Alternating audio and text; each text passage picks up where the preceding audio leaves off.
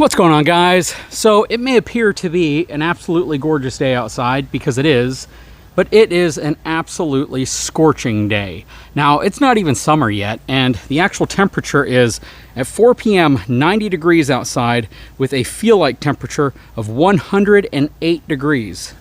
Check that out. The humidity right now is 75% and the dew point is 81 degrees. It is absolutely insane. If you're out here for any more than 5 minutes, you are covered in sweat. And I am going to show you guys something that is absolutely critical to understanding if you own an RV. And this is honestly one of the #1 reasons why your RV could be dying, why your RV doesn't last as long as you'd like it to, for your RV to be giving you problems. Now, not all of the problems that you're going to have with an RV are going to be related to this, but a pretty good number of them can be. Hang tight, I'll be right back.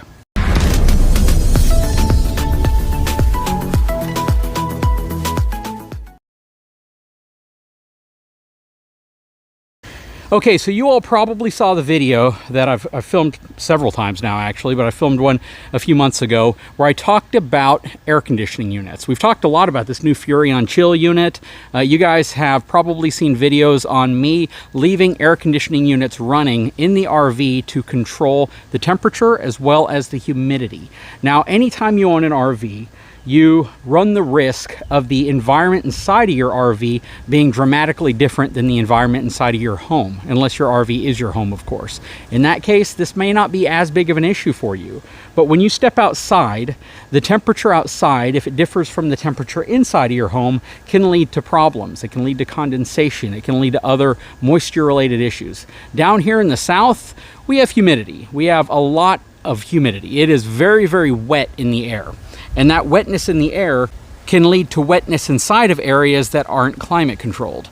RVs are no different. A lot of folks wonder why thermofoil gives out, why trim in RVs starts to fall off, or why it is one day not sagging and the next day it's sagging, or why you just have mold and other issues inside of your RV. And the #1 culprit is humidity. That humidity leads to moisture inside of your RV. It doesn't even have to be humidity that's outside. It could be artificially created humidity simply by way of not having an environment inside of your RV that matches the environment outside, or that matches a climate controlled environment where you're actually managing the temperature as well as the humidity level inside of your RV. Now, what does all this mean? Does it mean that you have to run your AC all the time? Believe it or not, it could. It could mean that you have to have some means of controlling the temperature and controlling the moisture inside of your RV. If you don't, common sense, I'm not trying to educate anybody outside of common sense here. Common sense would dictate that you could have problems inside of your RV.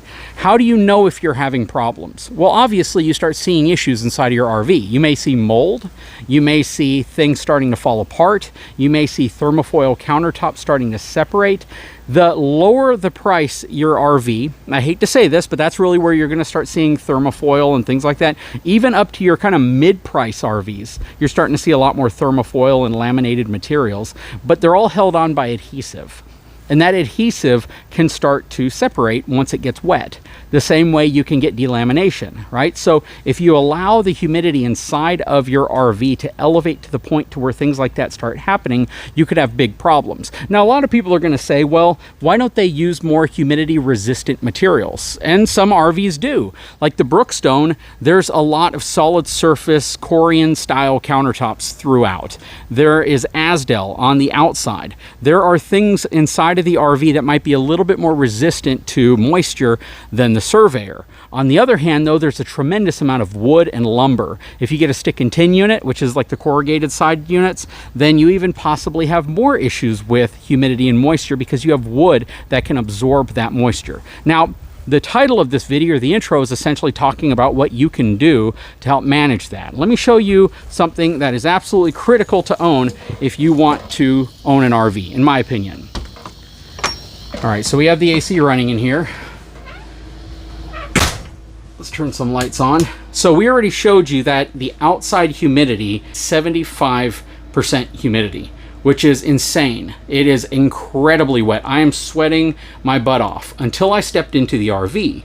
Now, what do I mean by that? Well, I already told you that one of the reasons why I put a thermostat back on this unit was for it to kick on automatically whenever the temperature got to a certain point, because I want to try to keep the temperature regulated so it doesn't get too hot in here, but at the same time reduce the amount of condensation and moisture buildup inside of the RV, basically reduce the humidity.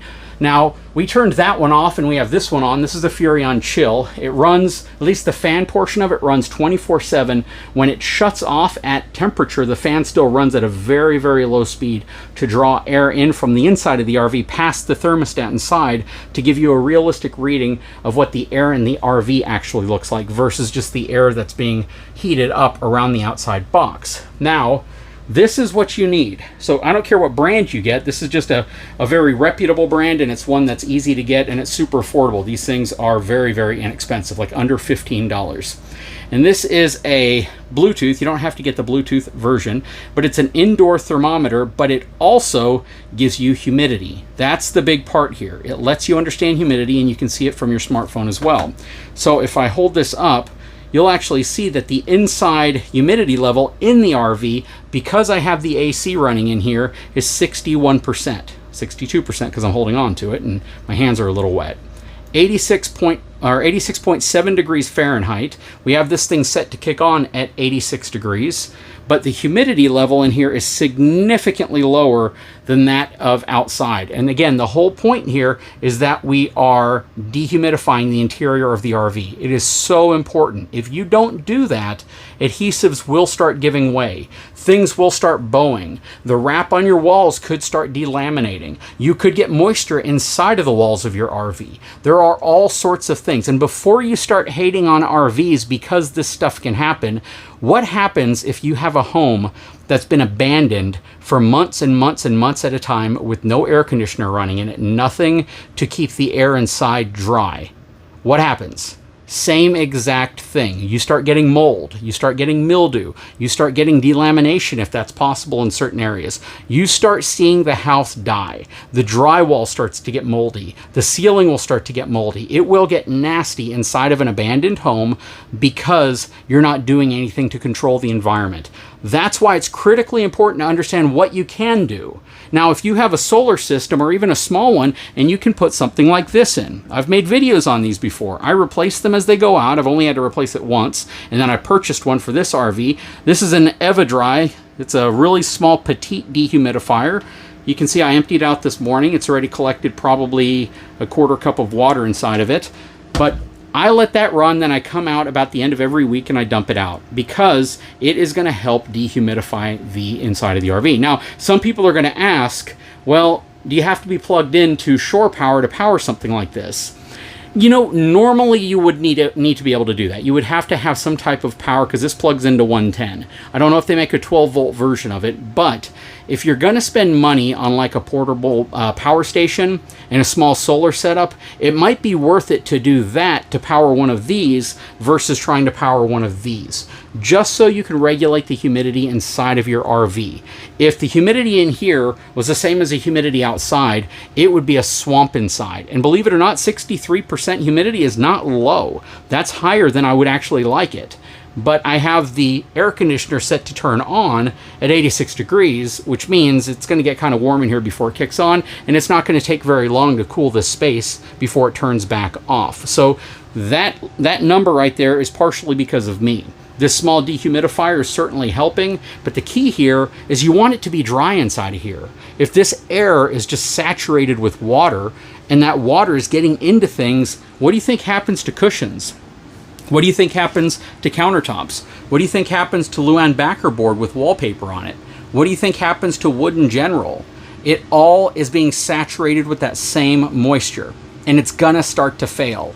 As much as you can hate on RVs, if you're buying an RV and you don't use it and you just sit it in a storage facility where it's turning into an oven inside with high humidity, or maybe even low humidity, but it's just baking inside, or you're not spending time in it, it will start to die. It's just a fact. It absolutely will. Things will start to fail. Things will start to go bad. Things will start to absorb moisture. Things will start to develop mold and mildew, things like that. I know not everybody has access to power full time to their RV, and I get that. But that does not change the fact that you have to take care of your RV. You have to do what you can. You have to try to keep it dry. Get buckets and buckets of damp raid. Get whatever you need to do to control the environment inside of your RV to the best of your ability. And anything you do is going to help mitigate damage, and it will help prolong the life. That's all I'm saying. I will leave a link in the description to this. I'll probably leave one to that as well if these are things that you're interested in. That doesn't draw much current. It's maybe like 2 amps, which I know seems like it's a lot. I think it's less than that, like 1.5 amps. And maybe you can budget something like that with a portable power station with a solar panel, something to keep at least a small dehumidifier running. But at the end of the day, just think of a plan. Come up with a plan to try to keep the inside of your RV as dry as possible if you're especially in the south where things get really, really humid.